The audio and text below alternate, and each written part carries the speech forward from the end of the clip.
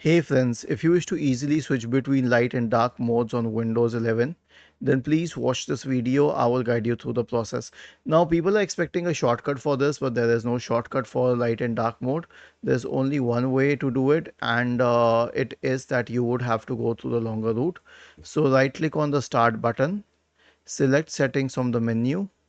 Now, go to the Personalization tab, select Colors, and then you can change it from the light mode to the dark mode, or you can create a custom gray mode or something like that.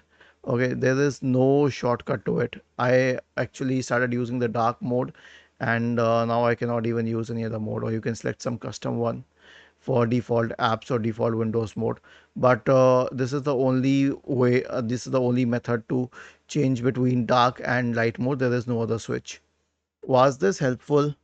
If yes, then please subscribe to the channel. If not, then let us know in the comment section of the video on how we could help you further. Thank you for watching this video and have a nice day.